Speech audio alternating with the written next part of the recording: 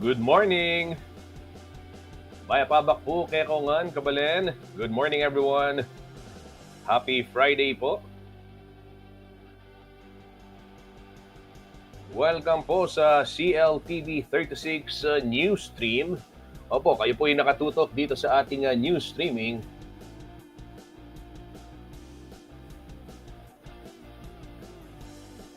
Kumusta ho kayo mga kabalen? Ako po ang inyong lingkod, Justin Dizon. Ito pong news streamer ng CLTV 36. At kayo po ay nandito kasama namin dito sa ating pinakabagong morning habit. Tuwing alas 10:15 po ng umaga, pagbukas nyo ng telebisyon. Gayon din po sa inyong cellphones at laptops o di kaya naman mga desktop computers. Ayan. Pwede na hong tumutok dito sa news stream ng CLTV 36 News. At dito ay makikita ninyo yung iba't ibang kaganapang nangyayari ho sa komunidad. At ang goal ho nitong ating news stream ay maging bahagi po itong ating community. Opo, itong online community natin dito ho sa Pampanga, dito sa Central Luzon, na makapagbahagi po or maging bahagi po natin sila dito sa ating ginagawang information dissemination at laban ho doon sa mga peking impormasyon. Gaya nga ho ng aking paulit-ulit na binabanggit mga kabalen, sa dinami-dami ho ng mga peking impormasyon online. Ayan. Nagsisikap po ang CLTV 36 News na hindi lamang maghatid ng totoong ng mga balita, kundi maghatid po ng totoong impormasyon. At gaya nga ho ng binabanggit ng Pangulo, hindi lang si Pangulong Marcos, mga kabalen, naalala ko lang dahil bisita po itong ating Pangulong Bongbong Marcos dyan sa KBP, Top Level Management Conference, kapisanan ng mga broadcaster ng Pilipinas. At ang CLTV po ay isang proud member ng KBP at nandun ho yung ating mga kasama na sa pangunguna ho ni Sir Billy Sanuan at syempre itong ating news desk Karen Maurilio nandyan din ho sa may KBP conference sa kasalukuyan. At mga kabalen, ayon ho sa Pangulo ang pangunahing tungkulin daw ng mga tagapagbalita ay hindi lang mag-inform kundi mag-enlighten at mag-empower. Opo, totoo ho yan. Sumasang-ayon ho si Kuyang Justin dyan, dahil kung wala pong maayos na impormasyon, hindi ho kayo magiging empowered. At kung hindi totoo yung impormasyon na meron kayo, isipin na lamang ninyo, mga kabalen. Kaya po sa dinami-dami nga ng impormasyon na nasa social media, ito, mag-ingat ho tayo doon sa mga peke. Lalong-lalo na ngayon, nauuso na yung artificial intelligence, yung tinatawag na mga deep fakes. Minsan, nini-edit na lang, akala mo totoo na yung mga video. So dito po sa CLTV 36, pangako ho namin sa inyo na makapaghatid ng totoong impormasyon. At syempre, ang panlaban ho natin sa kadiliman ay liwanag. At magbahagi po ng liwanag kaugnay ho nitong mga kaganapan sa ating lugar. Syempre, ganun mo lamang pwedeng labanan yan. Marami po yung fake news, dapat dagdagan din natin yung totoong balita. At yung mga balitang inyo pong mapakikinabangan sa pang-araw-araw. Speaking of balitang mapakikinabangan, ito silipin muna ho natin yung magiging sitwasyon ho ng ating panahon. Kaugnay ho nitong mga binabantayang bagyo. Si Ophel at si Pepito. Naku si Pepito. Ayon ho sa Pag-asa ay darating ho yan ng weekend. Sabado ng gabi o di kaya naman ay linggo po ng umaga. Mga kabalen, sa oras hong ito, panoorin muna ho natin. Ito pong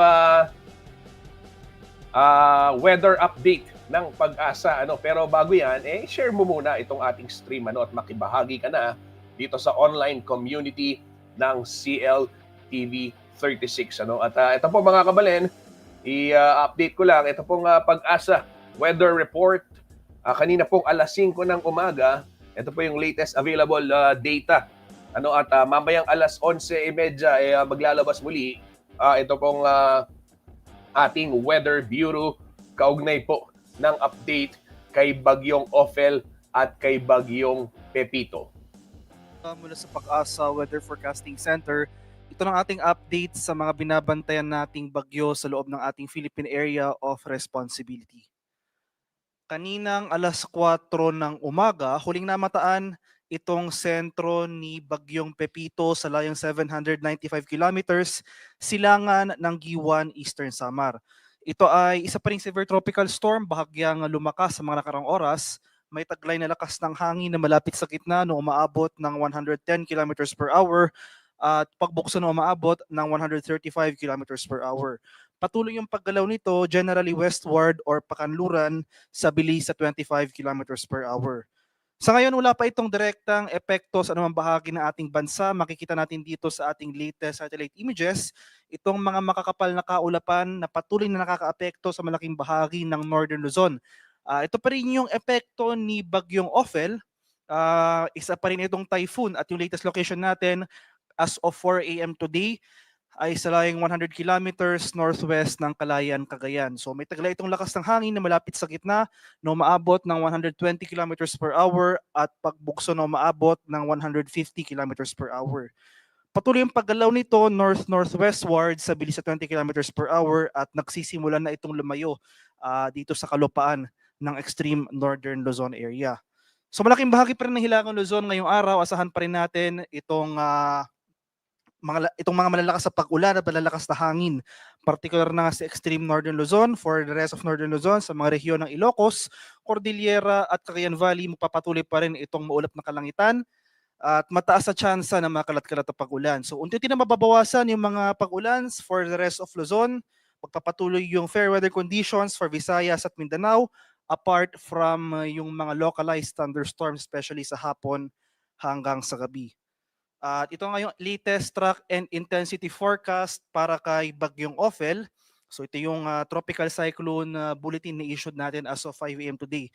So magpapatuloy nga yung generally north-northwestward na paggalaw ng bagyo. Inaasahan natin na mamayang hapon ay patuloy yung paggalaw nito papalayo sa ating kalupaan, posibleng lumabas ng ating Philippine Area of Responsibility. Pero inaasahan rin natin yung posibleng pagpasok or yung re-entry nitong si Bagyong Ophel dito sa boundary ng ating PAR bago ito tumama or maglandfall dito sa Taiwan area.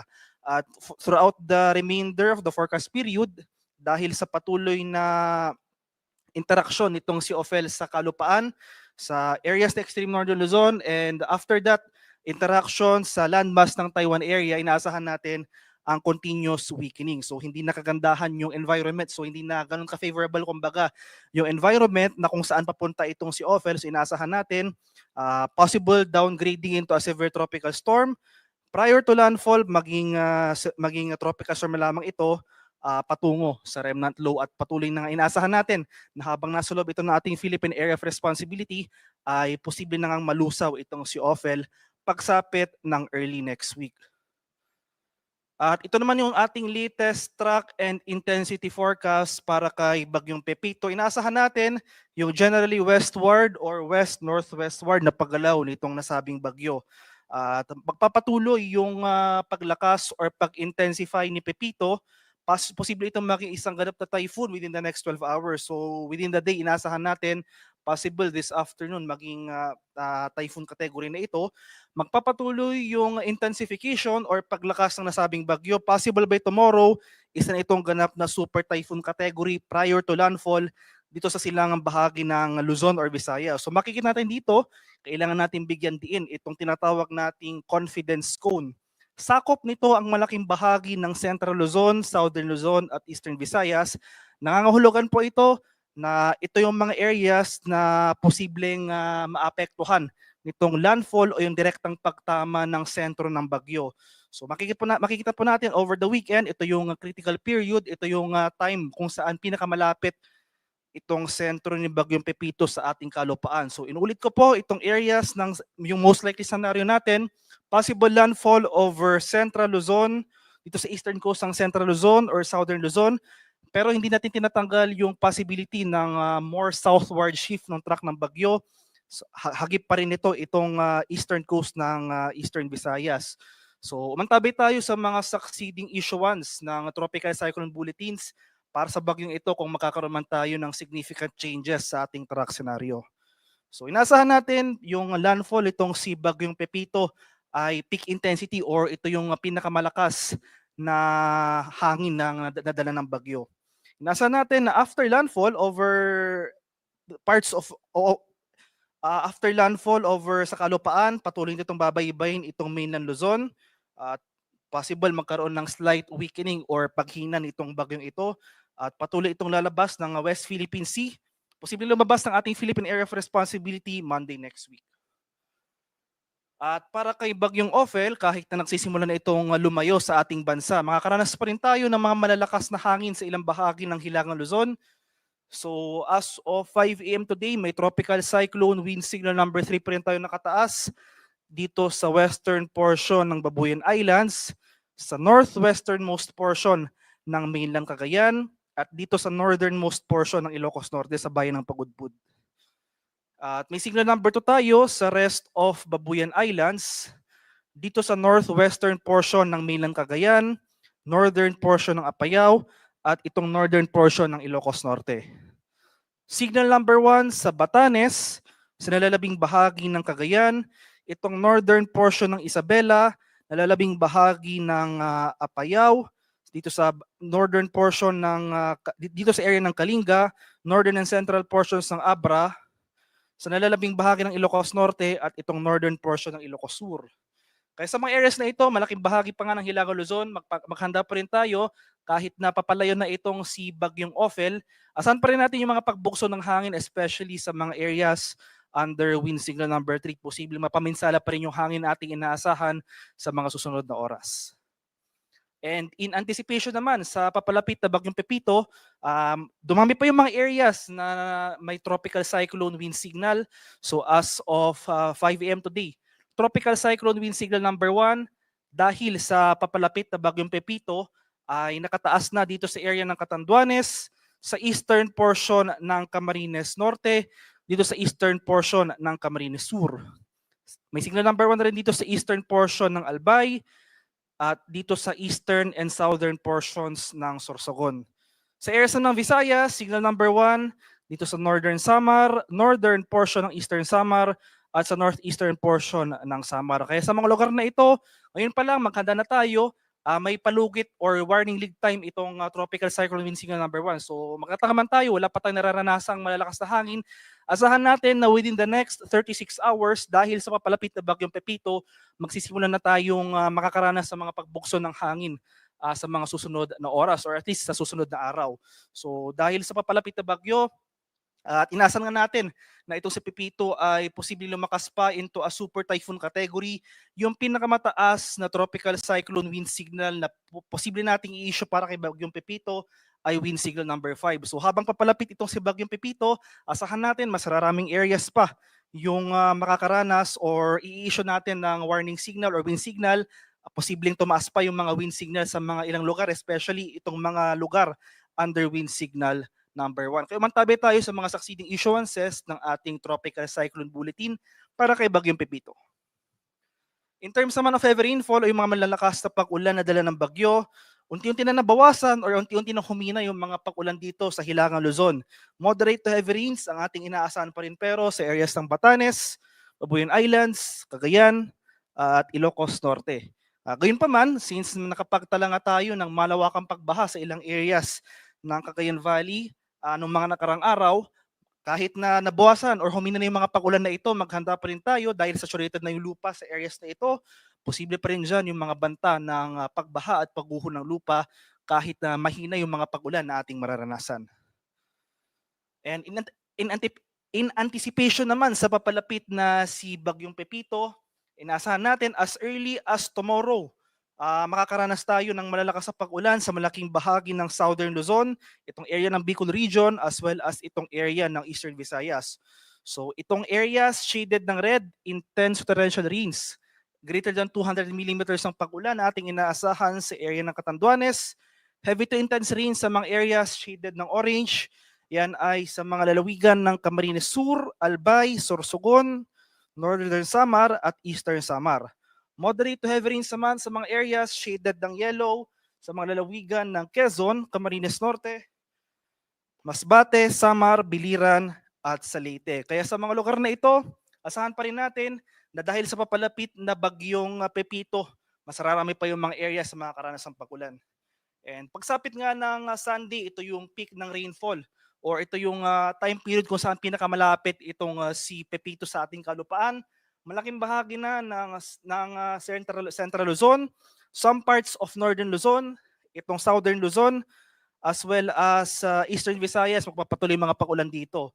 So mas lalakas pa yung mga pag-ulan sa malaking bahagi ng Southern Luzon area. Asahan pa rin natin intense torrential rains. Inulit ko po, ito yung mga areas shaded ng red sa mga lalawigan ng Aurora, Quezon Province, Camarines Norte, Camarines Sur, at Catanduanes. Heavy to intense rains, ito yung mga areas shaded ng orange sa mga lalawigan ng Nueva Ecija, Bulacan, Rizal, Laguna, Marinduque, Albay, Sorsogon, at Northern Samar.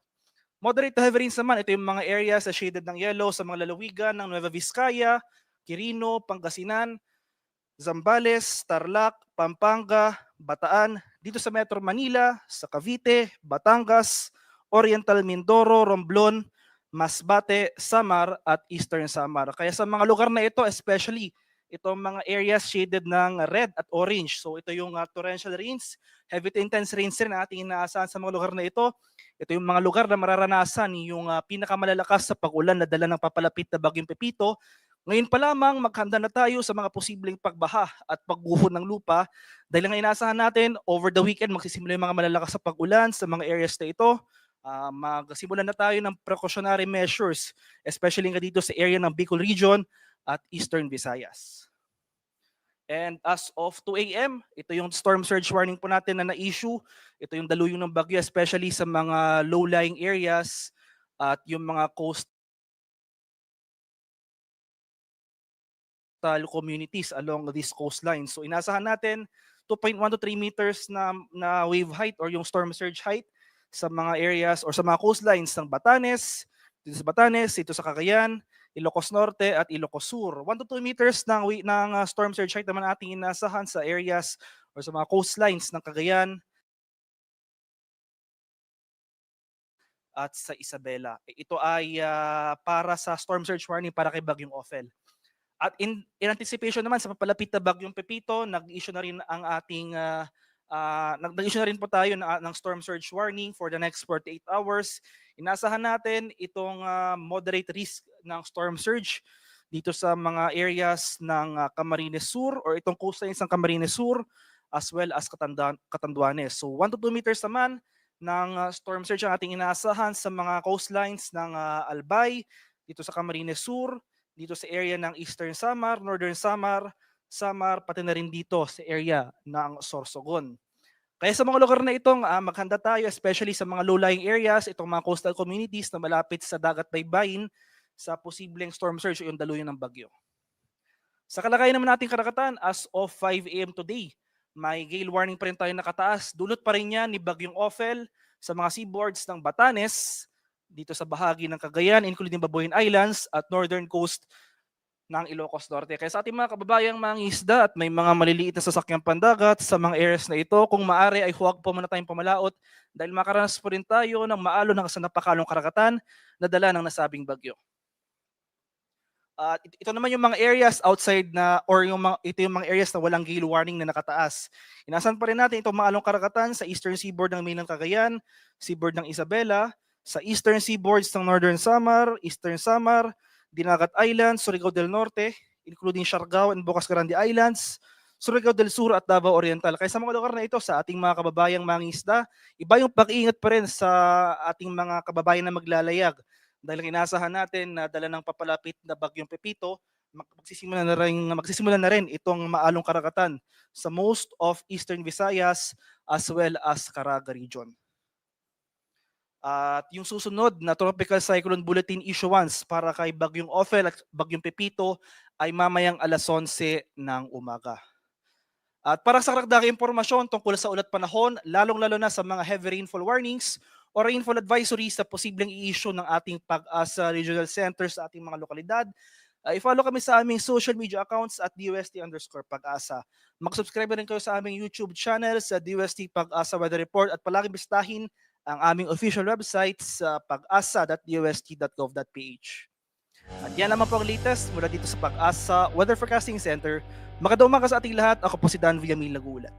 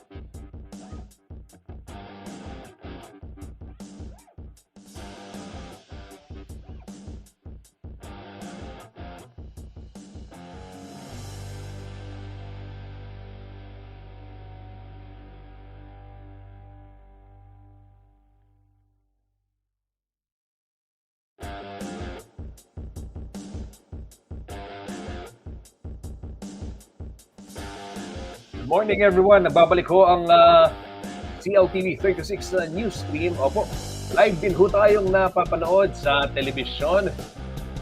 Sa CLTV Channel 36. Kung kayo po ay naka-cable box o naka-digital TV box at hindi pa nakakapag-scan, ayan, tuturuan ko ho kayong mag-scan para po mapanood yung CLTV 36. Pumunta lamang ho kayo doon sa menu, okay? O doon sa settings, makikita nyo dyan, tapos meron makikita scan. Yung ibang mga remote po, automatic makikita nyo na yung scan. Nasa magagawing itaas ho yun, nakalagay, scan. Tapos auto-scan nyo lang ho. Basta make sure na nasa labas yung inyo pong antena or di kaya naman ay nasa lugar na wala pong masyadong nakaharang. At ito po yung mga antena, ilagay nyo sa tabi ng bintana, ganyan. At pag nag-search ho kayo, nakikita ninyo, lalabas yung CLTV 36.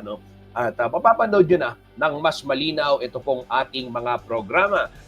Kung hindi naman ho kayo masyadong nanonood ng telebisyon o nagbubukas ng telebisyon, okay lang yan dahil anytime, anywhere, nandito po ang CLTV 36.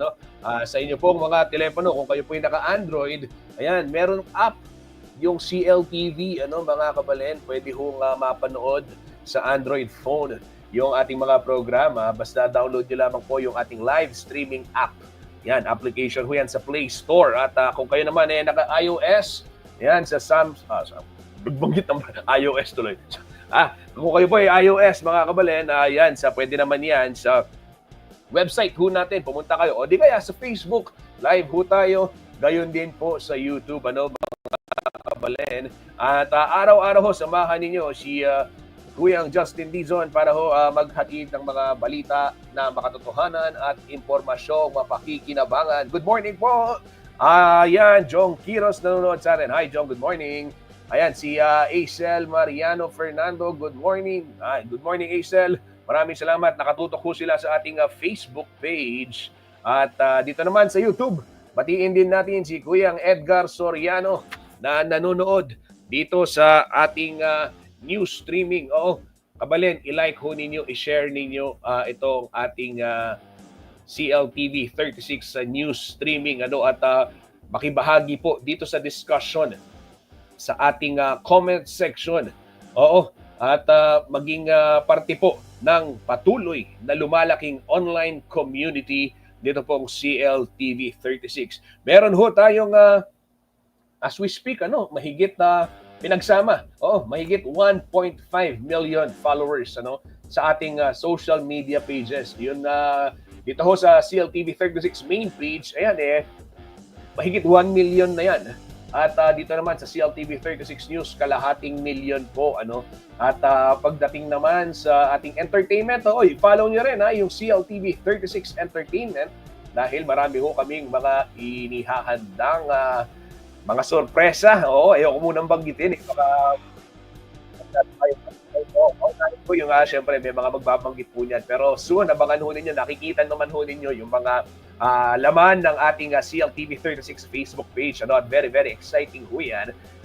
Excited nga Si Jong, alam ko, excited dyan sa ganyan At si Acel, ayan, good morning. Mga kabalen.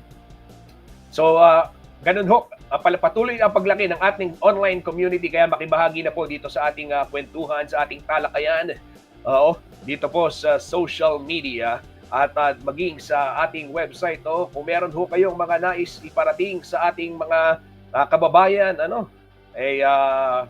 samantalahin ho ninyo yung pagkakataon dito sa CLTV 36 Newsstream na maabot ho yung ganito karaming mga Kapampangan, mga kababayan, mga kabalenta mo rin pong Kapampangan at syempre din pong Manoknangan o yung pong mga naninirahan din sa buong Central Luzon. Yan, makipagkwentuhan po araw-araw. Ito silipin naman ho natin yung lagay ng trapiko dahil alam naman ho natin, Biyernes, marami na naman ng mga babiyahe. Ito na naman, uuwi na naman sa probinsya yung mga quote-unquote main character. Ayan, hindi ako nagsabi niyan. Meme po yan, mga kabalen. Yung mga kaibigan kong main characters na uuwi, shout out sa inyo. Yung mga kaibigan kong taga Maynila, nagtatrabaho sa Maynila, rin pong Magobra, Manila. Kai Mulino, Keti Pampanga. datang no po rin yung main character dapin kabalen uli lang po rin main character. Ano po nga umaga, wapin niyo. Yan, basta tingnan po sabihan yan, kaya katamang news stream. Ganun sa panahon natin, umaga, Friday Talks, ika nga, no? Pag huwi ka may taga Maynila, Kapampangan, no? Nung mga Kapampangan na ako, Kapampangan na paring kasabi ko ngayon. Yung mga Tagalog din, pwede rin, Pag ika may Kapampangan kami, pinapngangan kami Manila, may garal ka mo Manila, nag-aral ka sa Manila, pag uwi mo dito, pakiramdam mo, sikat ka no? Iba no? Aminin mo. Di ba? Na bala mo. Actually, opo, kaya ba po ring ugali tamo yan, tangwa po tamang miras ka Manila. Aliwa ka datang. Opo, makanyan. At, nano nga, panandaman nyo ita? Ako pinandaman ko ita, niya pong mag-aral ko. Pero pala totoo ito. Pero baka niyan pa man, itambala mo main character ka, pinapin dito sa sabihan na rin ang main character. Totoo naman tambala mo artista ka mo muli. Kasi ali, at ineman po kasi ibatan nito. Yan, Manuel de Poyang Heinrich Enrique, Hermiches Enriquez. Kenny pong always watching here, Florida Blanca, Pampanga. Salamat, Hermiches. Thank you po sa inyong walang sawang pagtutok. Balikan natin yung topic. Yung pagpa-uwi ka. Galing ka ng Metro Manila. Kunwari, ikaw ay isang Kapampangan na nagtrabaho, kaya nag-aral sa Manila, and every week umuwi ka. Feeling mo main character ka. Ako po, naging guilty doon, mga kabalen, nung ako nasa kolehiyo. Pakiramdam mo, pag uuwi ka, main character ka. Dahil, iba sa Manila Kaya pinatimpun term, Manila boy. Hanapin pag then naman pisan mo, then kung mo muli ka syempre din kakayalong mo din, kakaluguran mo, then pisan mo makanya neno mamiras po ka rin makanya ilan mag-aaral ka rin, ilan may gobra ka rin, ilan maralas ka rin. Syempre ika magkwentuhan nung nano mo itang experiences mo kakakit mo makanya nila naman mo talagang magiliw lang nya po nga akong anak makanyan mo naman deta pong kakyalong deta pong pisan mo deta ka mag-anak ng Marathon Manila po tapong bumulila talagang aliway pa na. Apin po itingaw sa ng main character, pero anya kauli ko po, Kenny. Pero yung sasabihan, ako mo po kabalen, bisa magbalik ka rin, kabalen. Mas buri ko po, Kenny, kaya katamo, Kenny Pampangan, mas manyaman po, Kenny, Kenny Pampangan, siyempre, pamangan pa mo. Yung way of life, yung quality of living, hanapin. Talagang, masaya po at masanting keti Labuad Kapampangan. Kaya naman, Denny pong mumuling quote-unquote main character. Ayan, Denny pong kaya katamong kabalen. Rin kaluguran tamong mamanuli ng Kenny. Lawan tayo pa yung traffic situation. Kenny pong North Luzon Expressway. Ito po, hatid sa atin. Real-time traffic monitoring. Hatid po ng NLEX Corporation. Live huyan. Ito po, babanggitin ko mga kabalen. Itong ating pinapakita, Sige. Dito po sa may pinakaitaas muna tayo sa gawing kaliwa, sa left most part po ng inyong screen. Yan po mga kabalen, ang senaryo dyan ho sa may Balintawak Toll Plaza. Refresh lang natin para mas malinaw. Yan po ang senaryo sa may Balintawak Toll Plaza. Northbound lane, ayan, wala pa hong masyadong mga sasakyan, kakaunti pa lamang ho itong mga nagsisi-uwian. Mamaya, expect ho natin yan. Dito naman ho sa Valenzuela Interchange, gagawin sa may bandang gitna ho, paka sa itaas na bahagi ng inyong screen. Ayan po, nakikita natin mga kabalen, may pagdami na ng volume ng mga sasakyan at busy na rin ho itong kalsada, Ito pong pila naman ng mga sasakyan palabas ng Mindanao Toll Plaza sa may eastbound ay paghandaan ho ninyo yan kung kayo po ay babiyahe.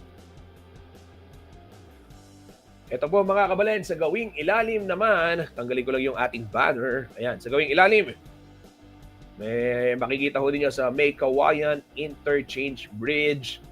Bagamat maganda ang takbo, mabilis ang takbo ng mga sasakyan. ay kapansin-pansin din ho yung volume nitong mga motorista dahil as expected, Friday po ngayon.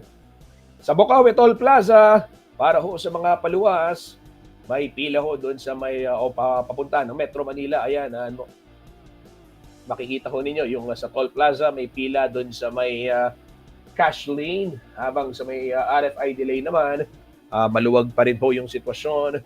At pagdating naman ng siyudad ng San Fernando, ito po sa pinakababa, left side, ay makikita ho ninyo, napakaluwag ho mga kabalin. Etong sitwasyon o itong kalsada dyan po sa San Fernando portion ng North Luzon Expressway. Okay, kahit maluwag ang kalsada, wag ho natin kakalimutan yung disiplina sa pagmamaneho mga kabalin. Oo, importante ho yan. Wag ho natin kakalimutan yung yung disiplina sa kalsada. Wag ho natin bibilisan. Ayan.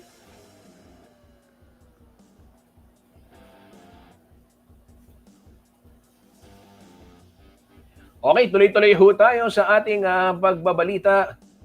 Silipin naman ho natin itong ito pong iba't ibang impormasyon at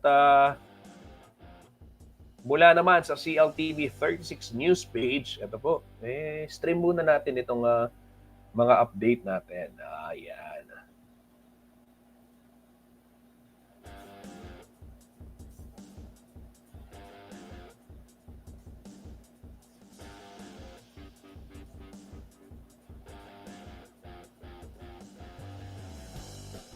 Ito ho mga kabalen.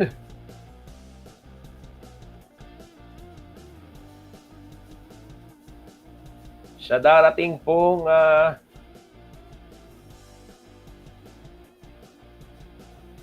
November 18, ito po, basahin ko lamang,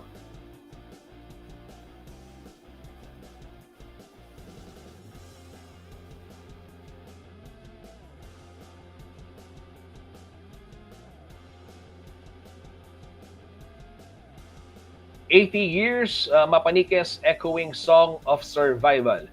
The Malaya Lolas, in collaboration with De La Salle University Libraries and Kaisaka, have organized an exhibit to commemorate the 80th anniversary of the Siege of Mapanique. Titled 80 Years, Mapaniques Echoing Song of Survival, the volunteer-produced exhibit, along with a panel discussion, will open on November 18 from 1 p.m. to 3 p.m. at the Learning Commons 6th floor, Henry C. Senior Hall, De La Salle University, Manila. The exhibit shares the experiences of the Malaya Lolas through photographs, multimedia installations, texts, and personal stories. For those interested, you can register through this link until today po, November 15. Ito ho yung link nasa page po ng nasa page po ng CLTV 36 News, pero ipipaste ko din dito sa ating comment section. Ayan, i-comment ko ho mga kabalin.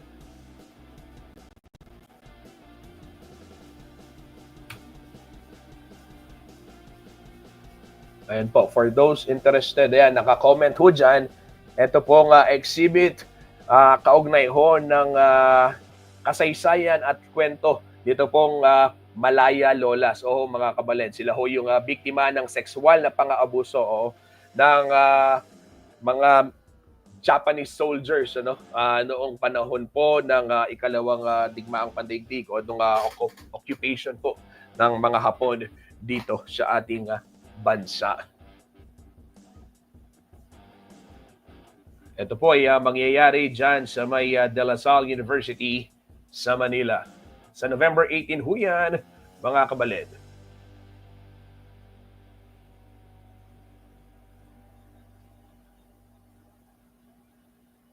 Ito naman mga kabalid, balita naman sa lungsod ho ng Angeles.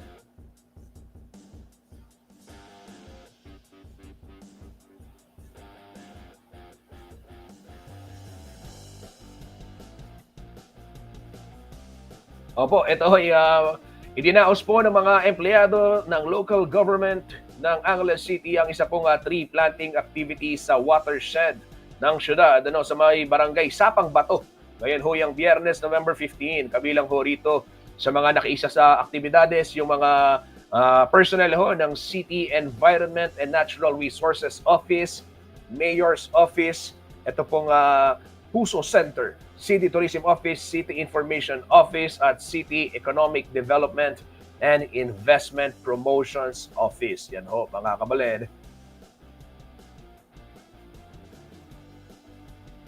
At pagpapatuloy ito ng reforestation efforts sa Angeles City watershed na may lawak hong 560 hectares. Matatanda ang 2020 nang simulan ho ng local government unit ang malawakang pagtatanim sa lugar upang dagdagan ang water reserves na magbebenepisyo sa syudad at maging sa Metro Clark area. Hinihikayat naman po ni Mayor Carmelo Pogi Lazatin Jr. ang pribadong sektor at maging mga NGO na mag-adopt ng area sa watershed. Yan. Para sa mga interesado, pwede ho kayong makipag-ugnayan dyan ho sa tanggapan ng sentro ng Angeles City. Yan.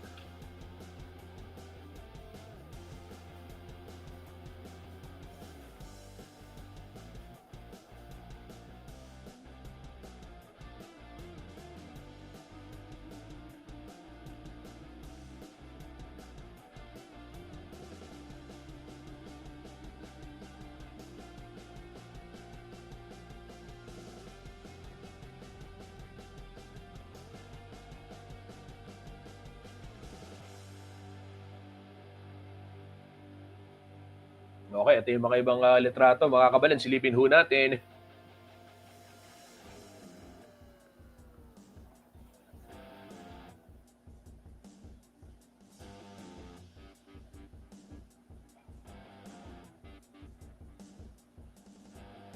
Ito po yung itong tree planting activity dyan ho sa syudad ng Angeles.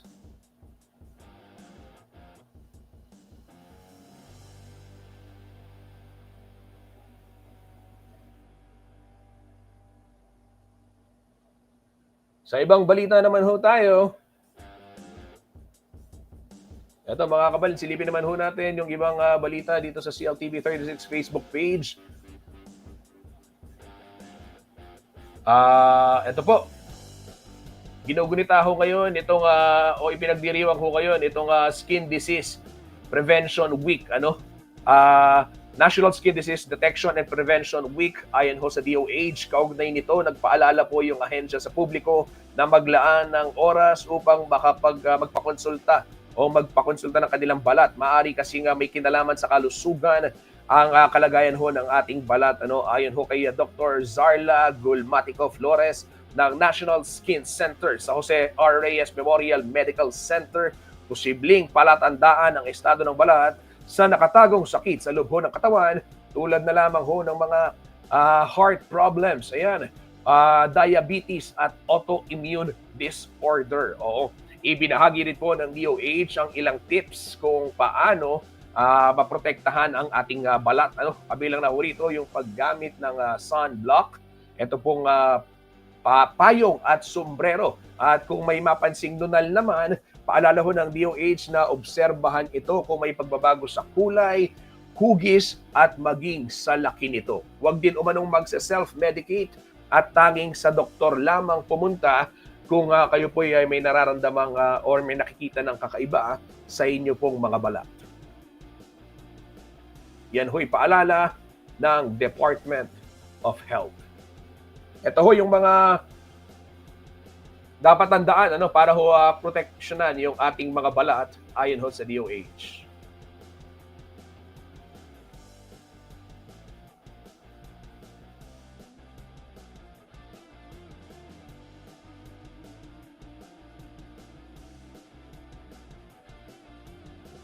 Yan, number 1 ho.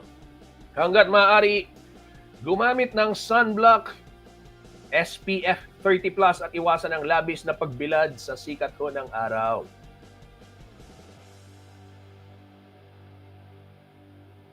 Okay sana ho ito, ano?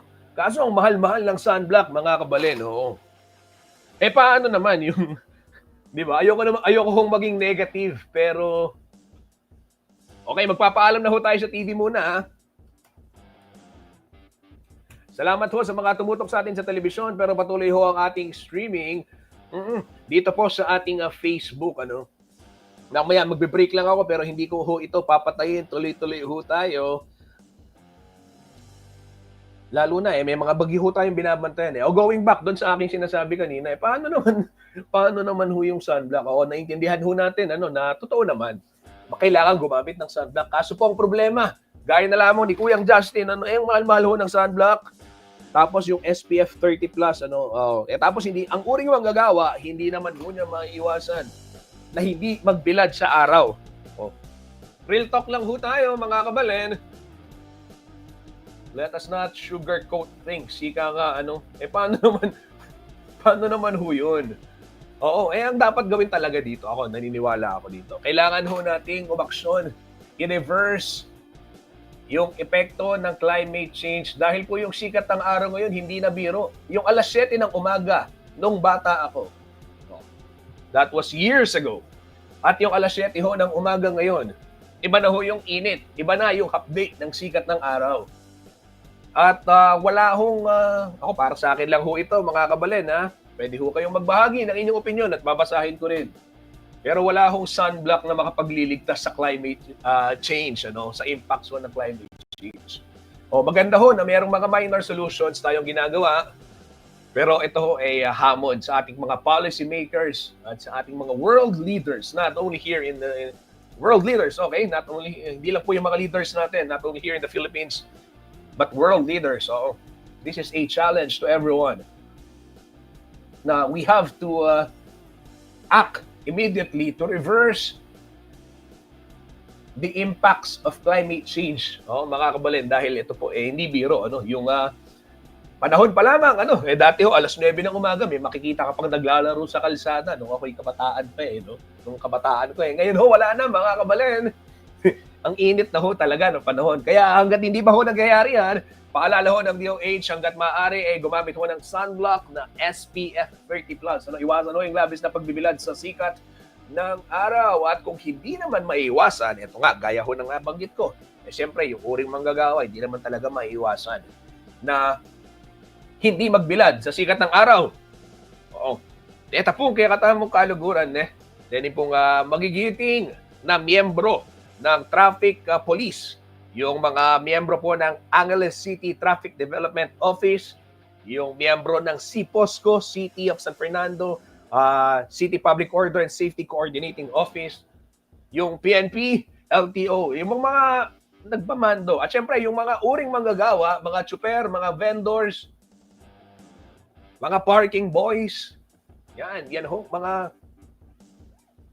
mga bayani ng kalsada kung tawagin, hindi naman maiiwasang magbilad sa sikat ng araw. At kaya po payo ng ahensya o kagawaran ng kalusugan, gumamit ho ng payong o di kaya naman ng sombrero para protektahan ang inyong sarili.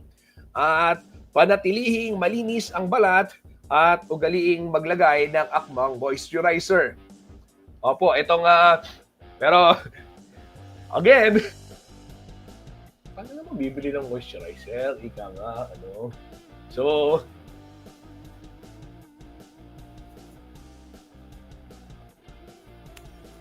yung may pambili ng moisturizer, ayan, gumamit ho ng akmang moisturizer.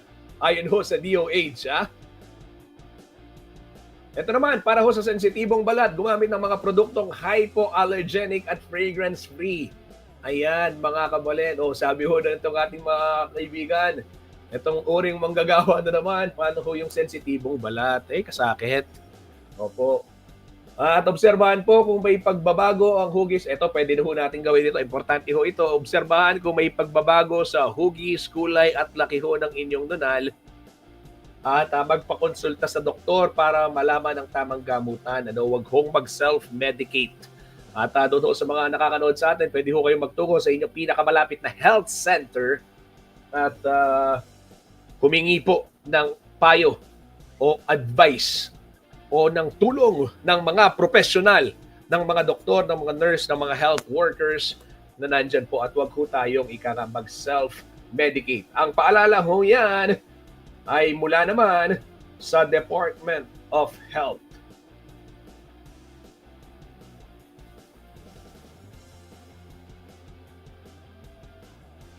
Eto mga kabalen, sports update naman tayo. Ayan, kanino ka? Kanino ka, kabalen? Ayan. Sports update muna tayo. Excited? Excited na ho yung lahat no? Ang dami na hong excited sa ating mga kababayan. Bakit naman hindi magiging excited? Eto na ho. Maghaharap na sa finals. Ito pong Pampanga versus Quezon. Pampanga Giant Lanterns kontra po dito sa Quezon Huskers. Ito po ay maglalaban. Nakatakda po yung Game 1 ng MPBL Finals sa December 1, habang December 3 naman po yung Game 2. Gaganapin ho yan sa Dubai, mga kabalen, international itong bakbakan ng Pampanga Giant Lanterns kontra Quezon Huskers.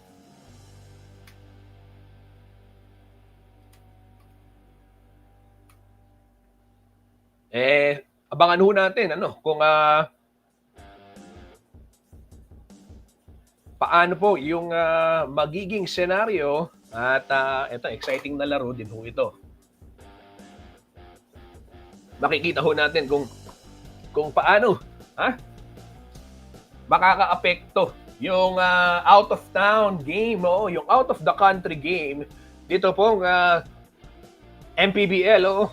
Kasi syempre babiyahe po yan, mga kabalen, at yung home court, wala pong home court advantage dito Pero ito, sabi ho ni Governor Delta, kasi una hong nabook ditong Pampanga Giant Lanterns ng PGL.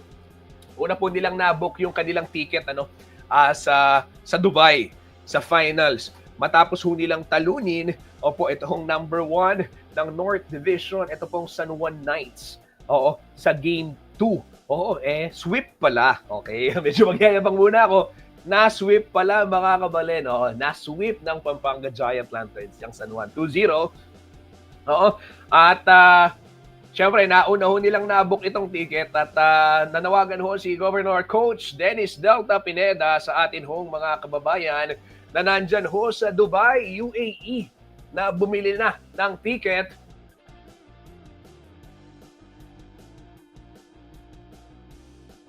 Ini pong Pampanga Giant Lanterns, milaban la po.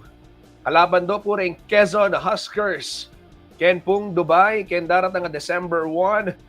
Game 1 na po yan ng MPBL. Panagkat na pong Governor Dennis Delta Pineda, bangka nung maging home court, yan naman ng Dubai. Yan, home court advantage din po para ho sa Dubai. Ito ho yung panawagan ni Governor Coach Dennis Delta Pineda upang sa gayon makaalagwa ito hong Pampanga Giant Lanterns laban dyan sa Quezon Huskers.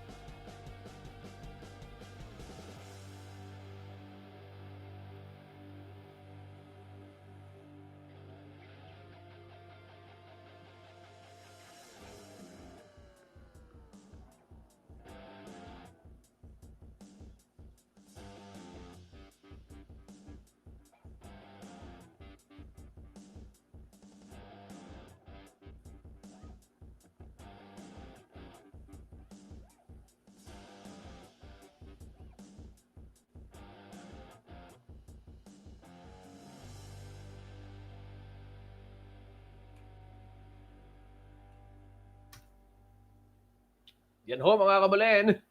Abangan ho natin yung mainit na labang iyan. Uy, nanonood si Simon Mangyo.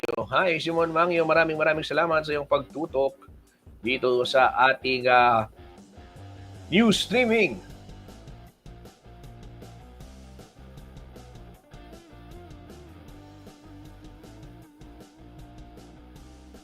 Ito naman ho mga kabalen, advisory naman. Yan, paalala ho sa ating mga kababayan.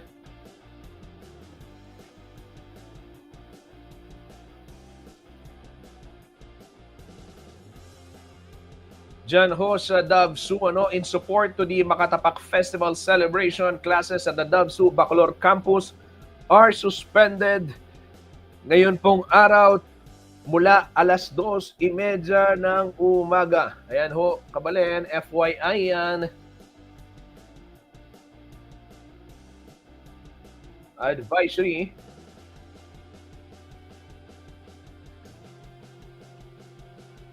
Yan po, public service announcement.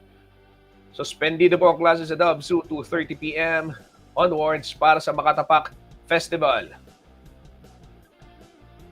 Sa puntong ito, panoorin muna ho natin ang nangyayaring change of command at retirement ceremony ng Philippine Navy. Live po ito.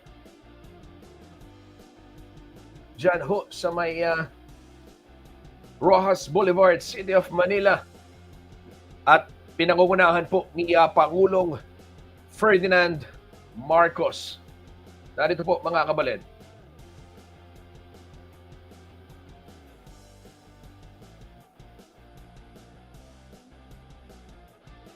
Pilipinas. Ako'y tunay na mananalig at tatalima rito. Ako'y tunay na mananalig at tatalima rito. Ako'y susunod sa batas at sa makatarungan. Ako'y susunod sa batas at sa makatarungan. At makataong utos na legal. At makataong utos na legal. Na pinaiiral ng mga sadyang tinakdang may kapangyarihan. Na pinaiiral ng mga sadyang tinakdang may kapangyarihan. Ng Republika ng Pilipinas. Ng Republika ng Pilipinas. Kusa kong babalikatin ang pananagutang ito. Kusa kong babalikatin ang pananagutang ito. Nang walang anumang pasubali o hangaring umiwas. Na walang anumang pasubali o hangaring umiwas. Kasihan nawa ako ng Diyos. Kasihan nawa ako ng Diyos. Babangka na kamay. Congratulations. Likewise, the Commander Naval Reserve Command will hand over the Philippine Navy Reserve Identification Card to our honoree.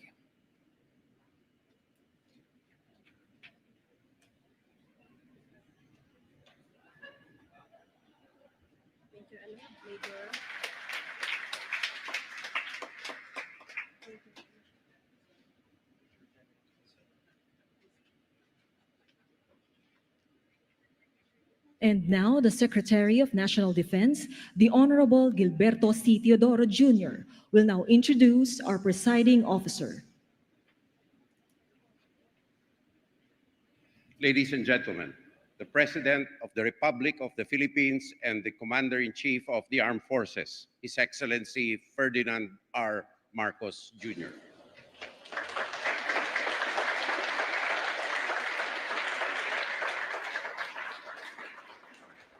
Thank you to our National Defense Secretary, Secretary Gilbert Teodoro Jr. Please be seated.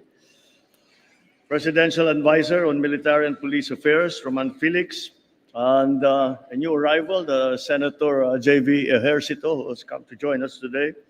Philippine National Police Chief General Romel Marbil, immediate past Philippine Navy Flag Officer in Command, Vice Admiral Toribio Adachi Jr., the newly installed Philippine Navy Flag Officer in Command, Rear Admiral Jose Maria Ambrosio Espeleta, officers and enlisted personnel of the Philippine Navy, fellow workers in government, distinguished guests, ladies and gentlemen, good morning. We gather here today to celebrate the career of Vice Admiral Toribio Adachi Jr. as he concludes his tour of duty as a 40th Flag Officer in Command of the Philippine Navy. Let me highlight the contributions of a leader who has made a mark on everyone who had the privilege of working with him. Vice Admiral Adachi has devoted most of his life to safeguarding our nation's sovereignty and our maritime interests. He took the helm in 2022 amid a very challenging time. Yet he remained driven by his resolve towards developing a modern and multi-capable naval force. His commitment, leadership, and vision has significantly strengthened our naval capabilities and enhanced our readiness to face the rapidly evolving challenges of today. He was exactly what this country needed, mild-mannered and calm, his presence of mind unshakable despite provocations and attempts to escalate tensions. It is through his leadership that we remain firm in asserting our rights in the maritime domain while keeping to our responsibility of safeguarding lives and promoting regional peace and stability. Under his command, the Philippine Navy has achieved countless milestones. I am certain that there is a long list of commendable accomplishments, but allow me to just enumerate a few. He spearheaded modernization efforts that have equipped our naval forces with advanced assets and technologies. These enhancements have bolstered our defense posture and improved our ability for humanitarian assistance and disaster response, now a critical role in our archipelagic nation. He has also championed regional cooperation and partnership by fostering ties with our allies and neighbors and by promoting collaborative efforts towards peace and stability in our maritime zones. Aside from improving operations, Vice Admiral Adazi sought to strengthen the Philippine Navy as an institution, lifting the morale of all officers, troops, and civilian personnel. He is attuned to the needs of his people. He supported their training, their growth, and welfare, ensuring that the women and men of the Philippine Navy remain professional and capable of heeding the call of duty. I also wish to extend my heartfelt appreciation to his family. They have endured the challenges that accompany the demanding nature of uniformed personnel. Their support has been instrumental in inspiring him to serve our country better. Vice Admiral Adazi, you leave behind substantial reports of your legacy. Even though not everyone will have the opportunity to read them, those words will come alive in the story shared by those who served with you. On behalf of a grateful nation, thank you for your exemplary and passionate service. We wish you fair winds and following seas as you embark onto your next journey. Thus, we turn a new leaf as we welcome the new flag officer in command, Vice Admiral Jose Maria Ambrosio Espeleta. Having worked with the FOIC closely, you can attest to the standard he has set for the institution.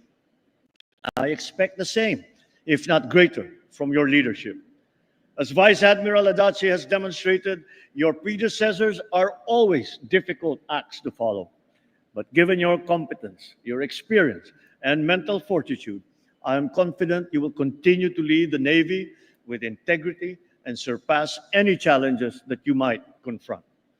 I look forward to working with you, and I give you my full support as you build on your legacy. Let us work together as we steer the future in the right direction for a more secure, advanced, and prosperous bagong Pilipinas. Thank you very much. Mabuhay ang hukbong dagat ng Pilipinas. Mabuhay ang bagong Pilipinas. Thank you very much, Mr. President. May we request the President to remain on stage for the presentation of memento.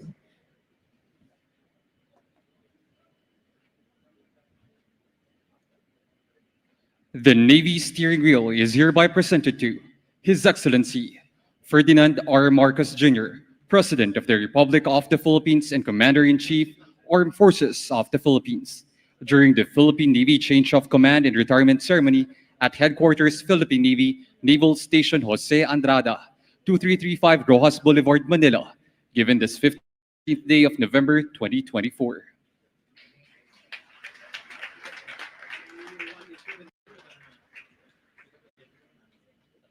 May we request the President to kindly grant us a photo opportunity. May we request the immediate family of Vice Admiral Toribio Dolinayan Adazi Jr., Philippine Navy, to please proceed on stage.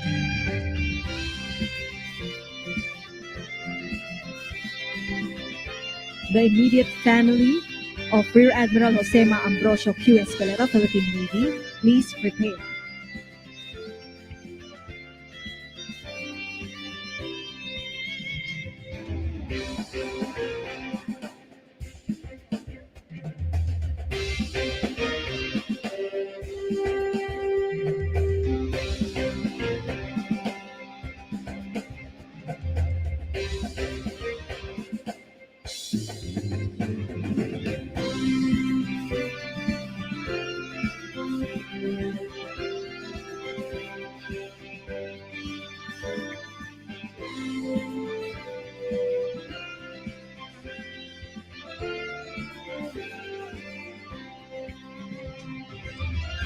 Thank you.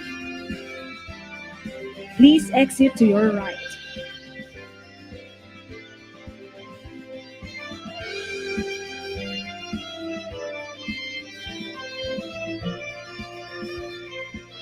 Thank you. Please exit to your right.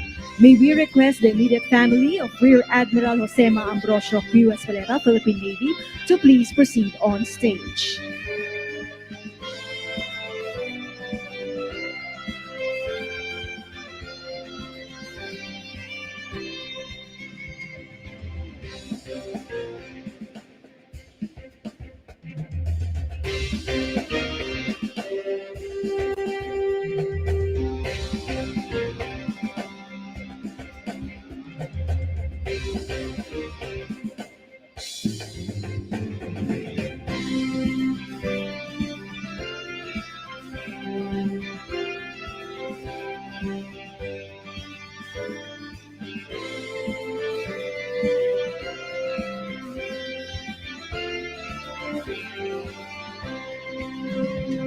Thank you. Please exit to your right.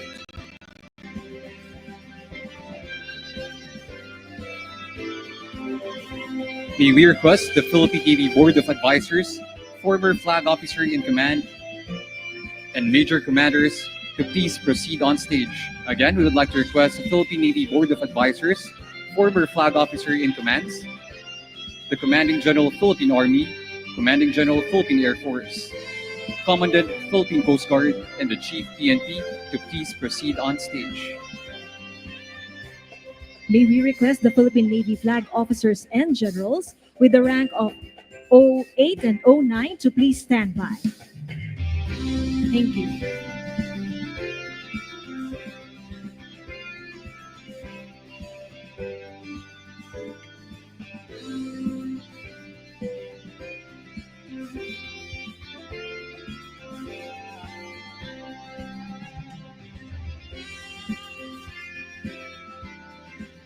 Thank you. Please exit to your right.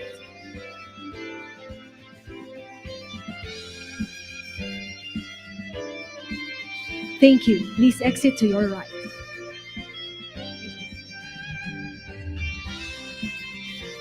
May we request the Philippine Navy flag officers and generals with a rank of 08 to 09 to please proceed on stage.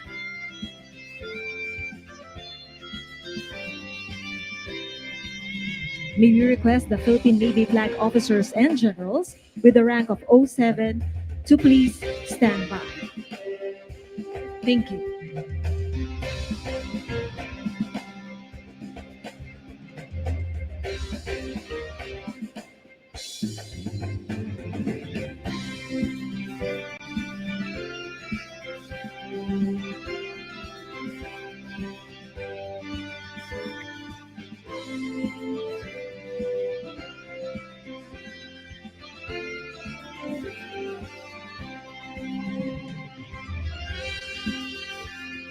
Thank you. Please exit to your right.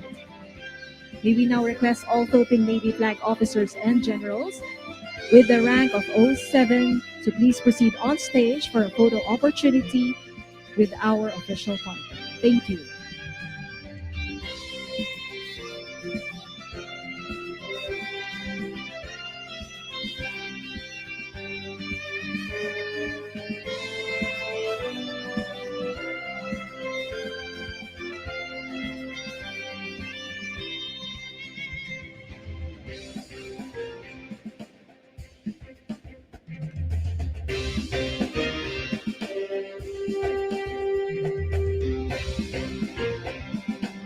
Thank you. Please exit to your right. And thank you, Mr. President, for granting us a photo opportunity.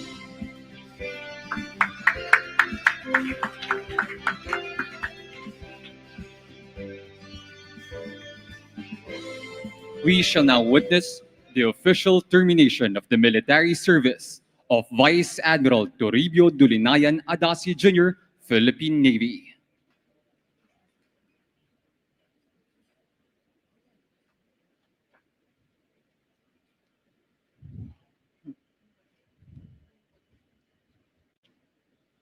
Vice Admiral Adasi rendered his final salute to the Commander-in-Chief Armed Forces of the Philippines.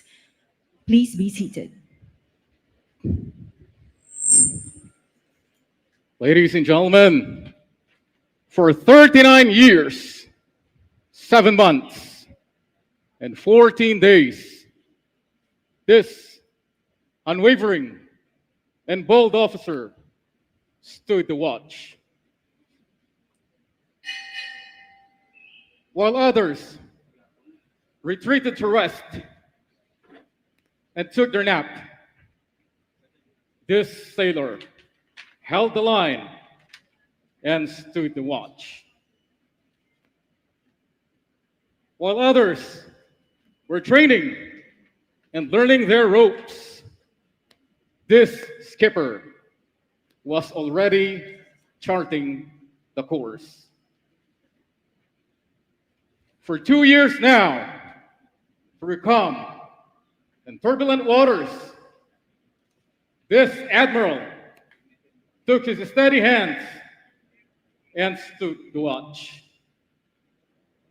Many times, he would look upon the shore and see his family waiting, needing his presence, his guidance, and help. But he remained. He stood the watch. He stood the watch for 39 years. He stood the watch through trials and triumphs so that we, our families, and fellow countrymen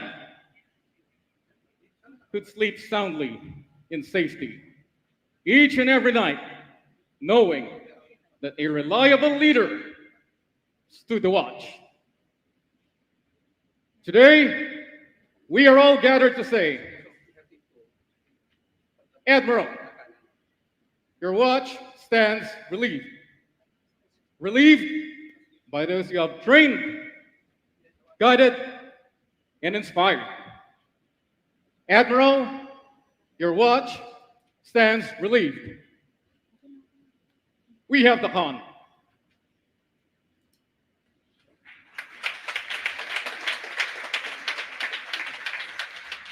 The Philippine Navy now renders sideboy honors to Vice Admiral Toribio Dulinayan Adasi Jr., Philippine Navy.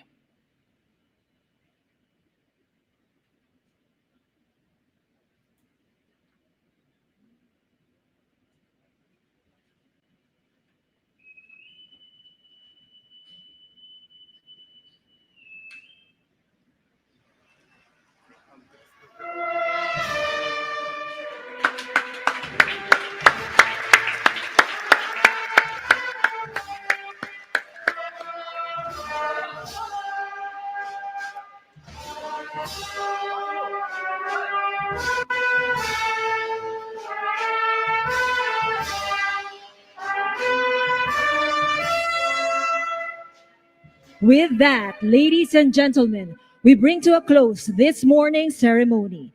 On behalf of the Flag Officer in Command, Philippine Navy, Rear Admiral Jose Ma Ambrosio Q. Espeleta of Philippine Navy, we would like to extend our sincerest gratitude to each one of you for gracing this occasion. Muli, maraming salamat po at mabuhay tayong lahat. This is your Philippine Navy, protecting the seas, securing our future.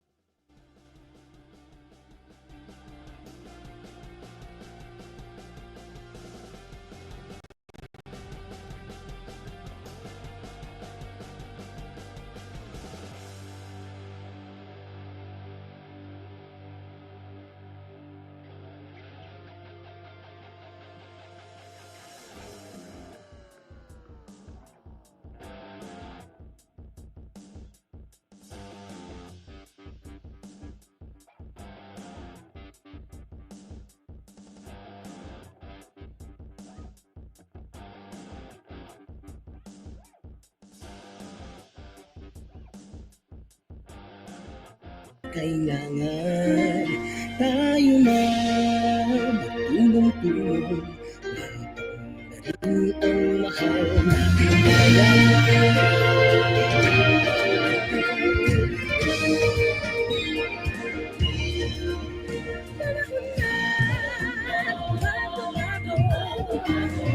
Tayo sa mga dapat ayusin.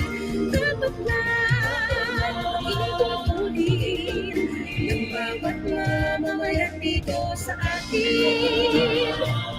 Ng pagbabago patungo sa pag-asenso, magsikap ng mabuti at kuminhaano.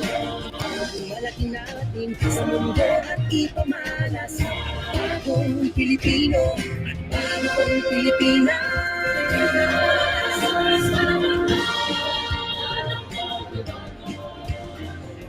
Pilipino, Dino sa inyo.